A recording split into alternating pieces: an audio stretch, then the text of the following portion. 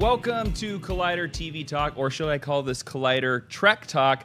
I'm Jason Inman, and today we're going to be talking about Star Trek Discovery Episode 6, pronounced Lethe. It's actually a Greek river in Hades. Yes, look it up in the history books, kids. Of forgetfulness. Yes, of forgetfulness, that's right. Don't drink that water. Okay, now I have an amazing panel here to talk about the episode with full spoilers. Joining me today is Commodore Robert Meyer Burnett. Hello, hello. It's good to be here with you both.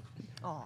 Next to him is Admiral Ashley Victoria Robinson. Ooh, Admiral, I keep getting new ranks on every episode. This is so exciting. I'm dying to talk to you guys about all the Vulcan stuff we saw in this episode. We did see a lot of Vulcan stuff. Now, before we hop into the episode, we do have to announce, it was put out on the newswires this morning, that Star Trek Discovery has been renewed for a Season 2.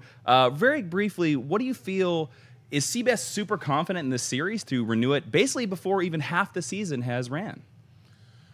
I think so. I mean, obviously, clearly, they've got the viewership. Their subscriptions have gone way up. It's going to be interesting to see how does CBS All Access do after the show's run its course.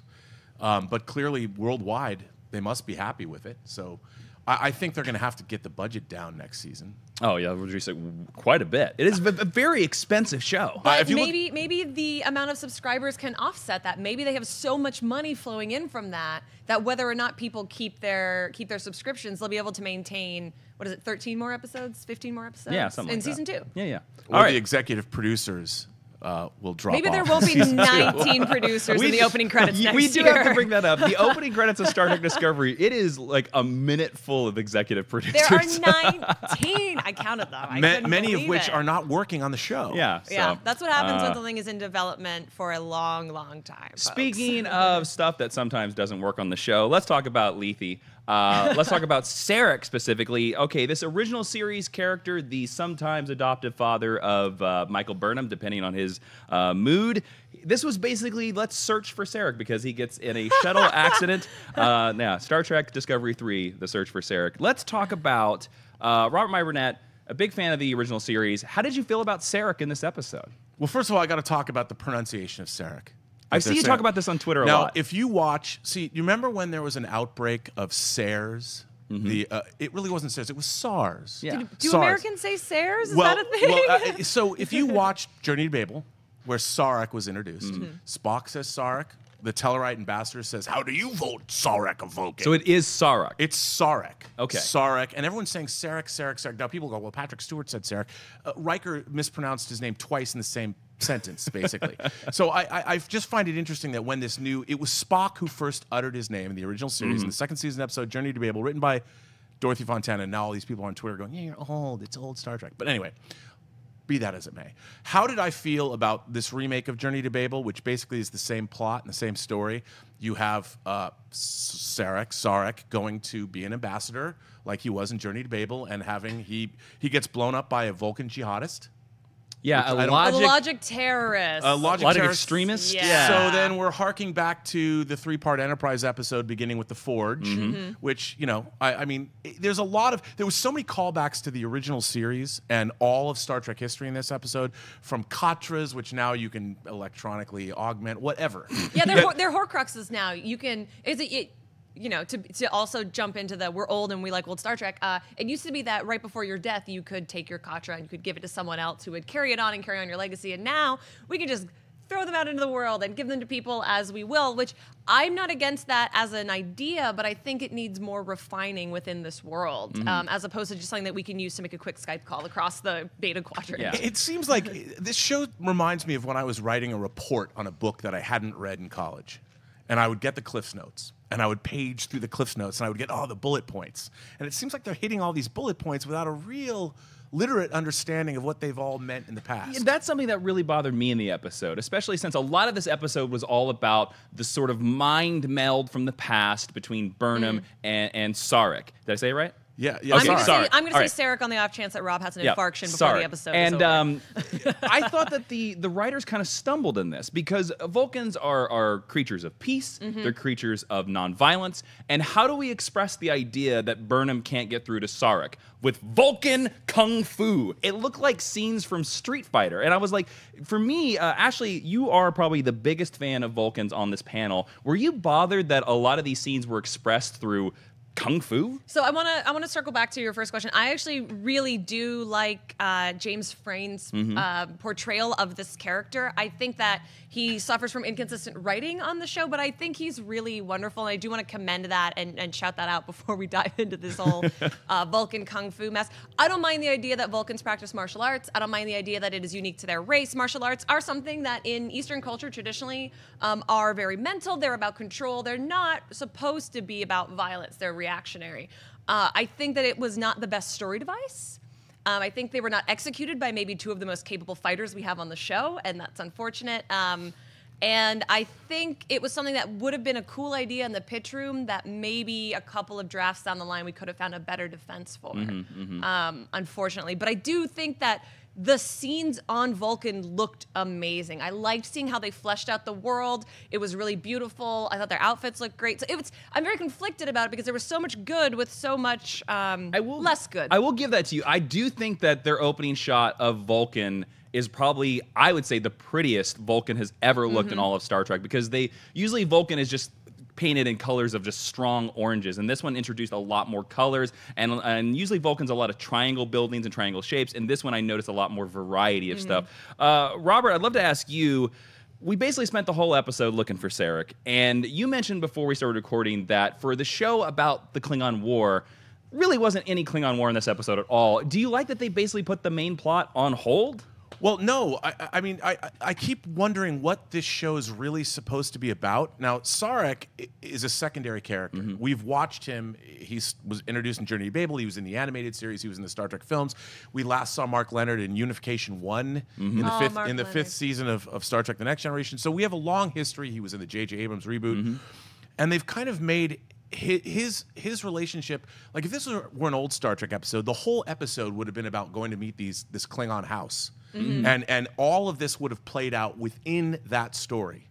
You know, instead, it seems like we've got these A and B plots happening, and then you've got Lorca. You know, we're on a Klingon war footing. We've now are on a rescue mission to save Sarek, and you know he's got time to make some time with his like superior admiral. And I'm just wondering, I don't feel, how do these admirals have time to go from one starbase back to the Discovery? Are we at war? Like, is the Discovery doing anything in this war? I don't know. Well, you bring up Captain Lorca. Let's move the conversation over there to Captain Lorca. So Captain Lorca is disobeying orders. He's doing his own thing, and he's sending a felon, a POW, and a cadet to rescue one of the most important figures in all of the Federation.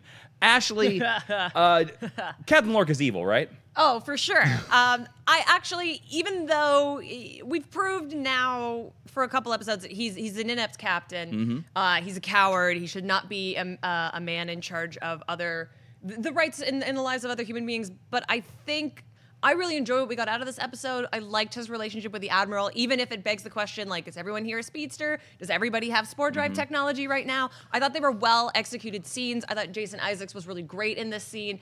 And something that I've heard you say when we watched the episode together is that he's not long for this world. Yeah. And I think we're just going to watch him unspool more and more as the episode goes on. I really believe, especially since they renewed for season 2, I really believe that Captain Lorca is only a season 1 character. I think he is going to either be killed, possibly by the Klingon spy, we'll get to that in a minute, or by his own undoing, because especially when he sent the Admiral away, Cornwall.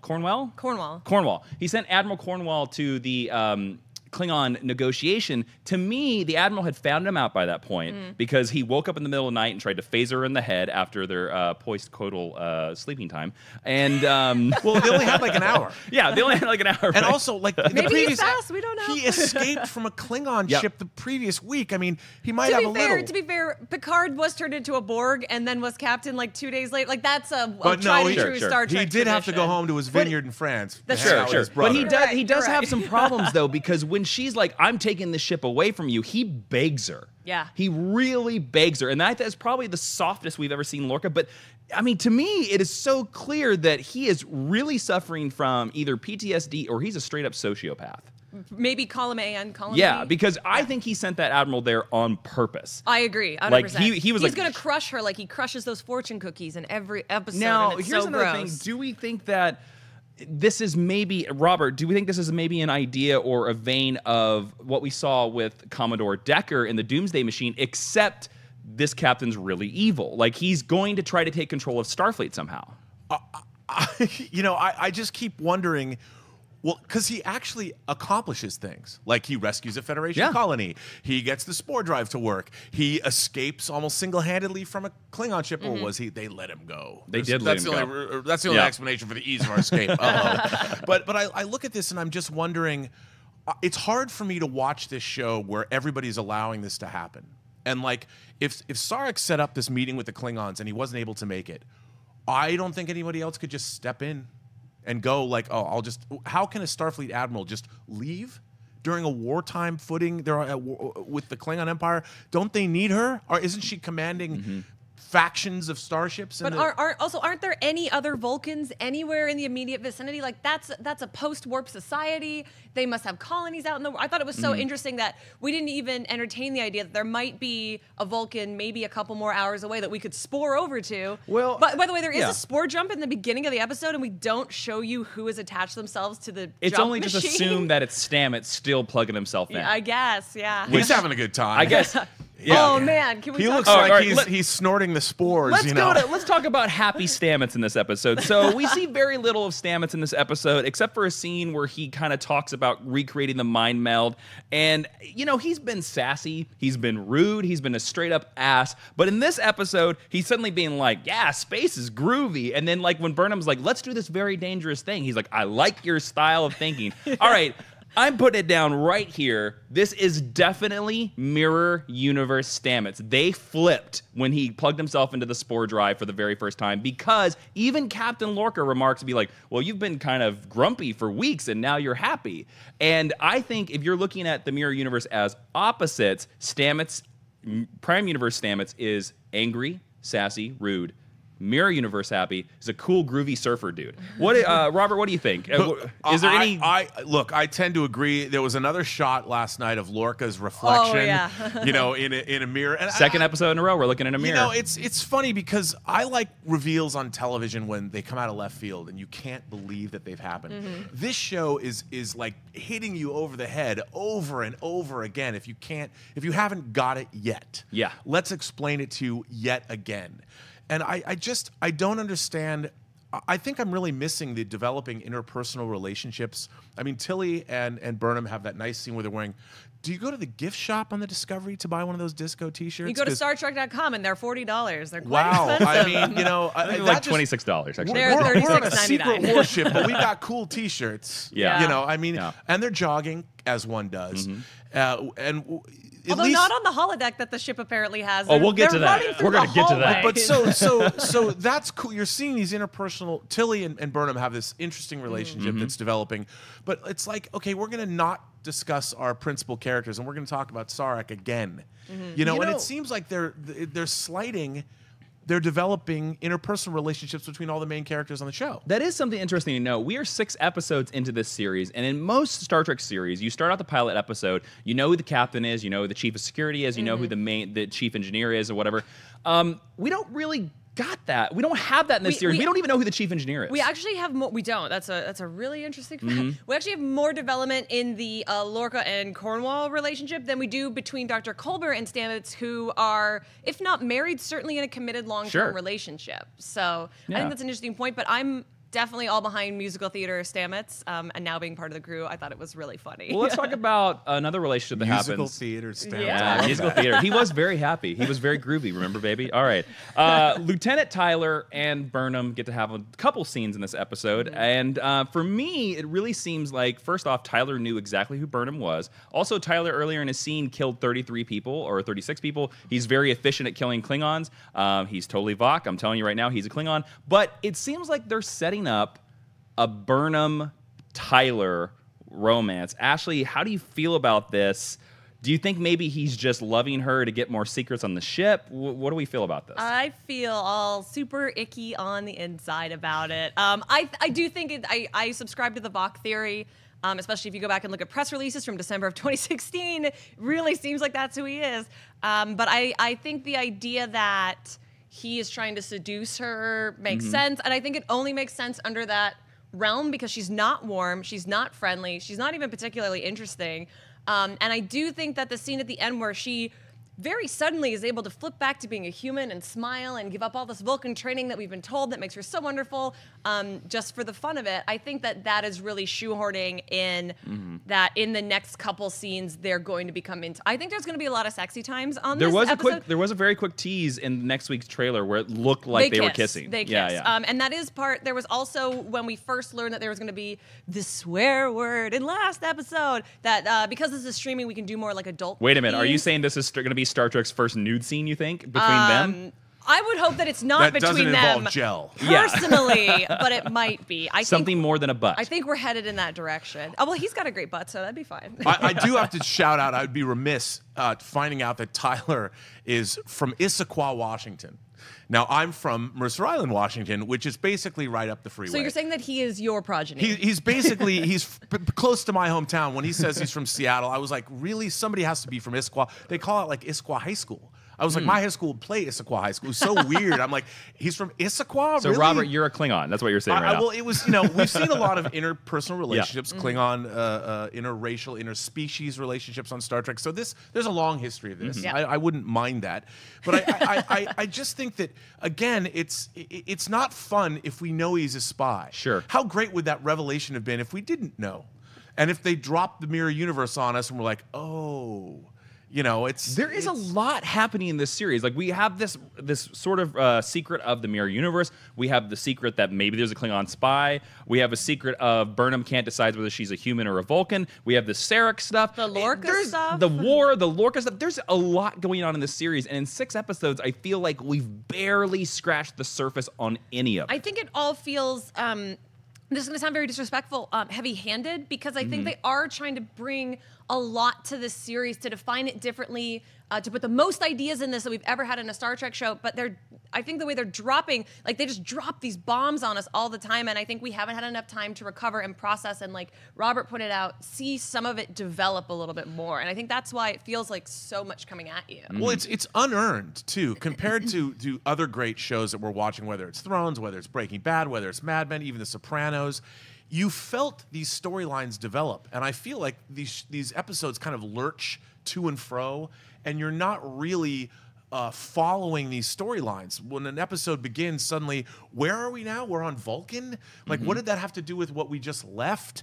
And where are we at now? And why did they choose to tell this story now? Yeah. And I don't feel there's any cohesion. I don't feel like one episode moves into the next. I mean, the first 2 episodes did. They were sort of a piece. And now we're not really kind of seeing that. And I think it's because all of these scripts are kind of Frankensteined out versions of what the original premise of the show. They've said that the writers said, well, we're using Brian Fuller's original scripts and original story outlines as a template, but then they're changing everything. Like, I still don't know, why is Harry Mudd coming back? Yeah, we're getting another Harry Mudd episode, which is weird. But this episode in particular does feel like we had this momentum going. I think last week's episode was a great step forward, and we sort of put the brakes on everything to have Star Trek VI: The Search for Sarek. Speaking of putting the brakes on stuff, there was a big canon thing that almost knocked me completely out of the episode. And Robert, I would love to hear your expertise on this. We saw this simulation room where they are interacting with Klingons. They are walking in a space way bigger than they should be, but it's very much seems like a holodeck, something that we know doesn't show up till Star Trek: The Next Generation. I saw a lot of people online claiming that this room is the rec room that you see in Star Trek: The Animated Series. Now, Robert, I would love to hear your opinion. I've heard online that Gene Roddenberry himself said that Star Trek: The Animated Series is not canon, but a couple years ago, StarTrek.com said that it is now. Is Star Trek: The Animated Series canon, and do you think this is the Rec Room? Well, this show certainly has made Star Trek: The Animated Series canon because they used Robert April, who was introduced in the Counterclock incident, which was the last episode of the animated series. So it is. Yesteryear, all of these things that happened... and look, half the writers of the animated series worked on the original Star Trek. Gene Roddenberry, the original cast. I mean, I've always liked the animated series. I mean, it was limited in terms of its animation, but some of the stories are really interesting and really, really compelling. And Sarek and Harry Mudd were also in animated series episodes. But yes, that rec deck thing, I mean, it just looks like the technology is a little bit too advanced. That's what It I looks thought. better than any holodeck we've ever seen. And from what I remember of the episode where they showed the rec room in the animated series, it just kind of seemed like it was a room that showed you landscapes. It didn't really seem like a thing that you could like Interact have with. artificial intelligence figures come at you. And if they did, why not put their own spin on it? Like when the simulation ended, you could see sort of hollow emitters around. They had done that, and I'm like, why is Discovery? You know, the Next Generation had Admiral McCoy, but they didn't call him McCoy, and it wasn't until the 3rd season you saw Sarek, and they would drop little things here and there. This show, every episode is just full of all this canon stuff. Yeah. And then at the same time, they're trying to change things. I feel like the show has an identity crisis. On one hand, they're trying to do something new and make it all beautiful and modern, but then on the other hand, they can't help themselves by putting stuff into every episode that makes longtime fans go, wait a minute, Yeah. how does all of this fit in? And then you're telling me this takes place a year and a half to 2 years after the cage and all this technology. It's so... We even got a Constitution class name drop Yeah, in we this did. episode where even Burnham himself said the Constitution class was more advanced than the Discovery. I mean, at this point, nothing has ever been more advanced than the Discovery, Yeah. including Voyager, which was the last starship that we saw. Yeah. And we didn't see a Constitution class ship in the Battle of the Binary Stars. Nope. I was looking. Yeah. I was I doing was friends. too. I was too. And I'm like, there's not even that I have heard. I don't know if this is true, that we will see a Constitution class, a familiar Constitution class ship at some point within these first 15 episodes. I mean, I think it's But almost guaranteed that we will see the Enterprise in these. I think in so. these Oh, I've episodes. been saying that we got the name drop of Spock this episode, which actually came earlier than I was expecting. We're definitely getting Spock before the finale this season. Let's talk. And the producers have said not. They're lying. Also, final little thing. Let's talk about this. In this episode, we get the reveal that Sarek denied Burnham entrance into the Vulcan Expeditionary whatever force that I assume is part of the Vulcan Science Academy. And we learn that the reason he did that is because he was saving that spot for Spock. And we learn that Spock, of course, turned it down because he went to Starfleet. And when we meet Sarek in Journey to Babel, we learn that father and son have not talked for a long time, and that this was the reason why that Spock went to Starfleet. What do we think? Ashley, I'd love to hear your thoughts. You're a huge Spock fan. Yes. Do we like that Discovery added a lot of depth to something from TOS that we've never heard about before? I didn't necessarily need any of this information personally. I like that we're continuing the theme that Sarek is not Father of the Year, even to Michael Burnham. I don't like that she is basically Spock 1.0. But I think that this is an interesting. Only for the James Frayne Sarek, I think this is an interesting revelation that he felt betrayed by one of his children. But I don't know if it necessarily does anything for the greater canon. So I'm a little mixed on it. I will say I did like the line where the Vulcan scientist guy, the head guy, where he said to Sarek, "Oh, both of your experiments," Yes. which I thought was an interesting idea. I actually kind of the liked Mike Pence. Yeah, of- the of Mike Vulcan. Pence of Vulcan. I actually did like this addition to the thing, but I keep bouncing against Burnham the same way that I bounced against Sybok from Star Trek V, where I was like, wait a minute, if Spock has a brother, how have we never heard about it? We've met the rest of Spock's family. Mom didn't mention it, Dad didn't mention it, and he doesn't mention it. Robert, what do you feel about this? Well, look, again, I think you're co-opting previous Star Trek. All of this is predicated on the fact that we understand Spock's Yes. relationship with Sarek. And that is something that we're looking at, and they've sort of co-opted it, and they're showing it to us through a different lens. But I just think the Vulcans are acting incredibly out of character. They're very un-Vulcan Vulcans. Very un-Vulcan. It's very, like, it would be interesting if I had written the show, if Spock had disappointed his father and Michael Burnham was somebody new, a new student, why not show a functional relationship? Why wouldn't it be like she's the great success. right, that she would be the success. And, But and that- why would we do anything original when we can lie back on nostalgia, which is this bubble that we're trapped in right now in popular culture? Absolutely. And I just think they're not allowing. Sarek, when you first meet him, is a very noble, interesting character. Yeah. And the rift that he has with Spock is very much based on the fact that even though he's a Vulcan, he expected Spock to follow the Vulcan way. A human being is not expected to do that, but she is. Burnham is trying to follow this Vulcan way. And I just don't think that Sarek is acting in character as a Vulcan, that there's disappointment there. Like, why wouldn't the Vulcans allow a human to come in? Because If she passed all the tests. and Yeah, if they yeah. believe in IDIC and infinite diversity and infinite combinations, a human has never wanted to do this.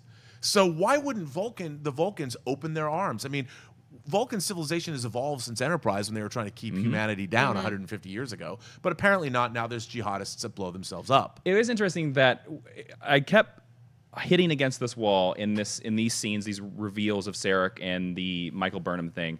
And for me, I was like, yeah, you were exactly right. Like, why did Sarek get the idea to turn this human into a logical Vulcan? Because why didn't he have Amanda raise her as a human? Well, exactly. He has married a human. He's the ambassador to Earth. He knows exactly how humans act. He's supposed to like humans. Yeah. And to him to force this human to do this seems illogical.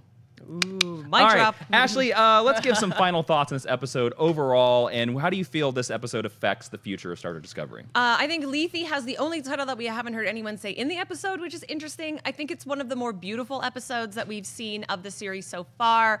I like seeing more Sarek, even though I didn't need it in this episode. I think it's arrested the development of the plot so far. I thought it was fine. It was an okay episode. I'm hoping that maybe what we saw here will pay off in a way that will maybe justify it by the end of the season. Oh, you think like maybe Sarek might come back in a bigger way? I think we're getting at least 3 or 4 more episodes with him. Sure. Yeah. Robert, how about you? You know, I've always looked at Star Trek as a period piece about the future. And we now have hundreds and hundreds and hundreds of hours, the historical records, according to Galaxy Quest, of what this is, and they're trying to have their cake and eat it too on this show, and it bothers me. On one hand, it's supposed to be new and it looks great and it's beautifully produced and I love watching it, but on the other hand, they don't have their own identity.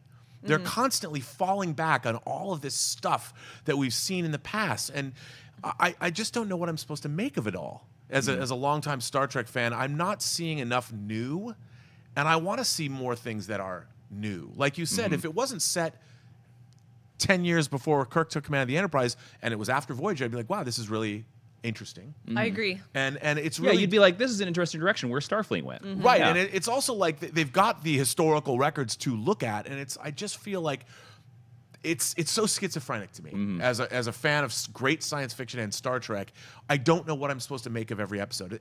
There's things I love about every episode, and then I'm like, I can't stand this. And I'm getting it all in the same 45 minutes. I feel the same way about Star Trek Discovery, like within the episodes, but I feel that by episode. Like, I thought last week was a shot right in the right direction, and I thought this episode really put the plot that I was excited about, the spore drives and the Klingons and stuff like that, completely on pause to go find Sarek. And I thought that this was supposed to be the serialized show, but right now it's feeling very episodic. Yes. And it's bumping me, and it makes me worried because I've seen the trailers for next week, and I really don't care to see another Harry Mudd episode. And it looks like it's going to be a weird like cause and effect from TNG, like a weird like time loop episode of some type.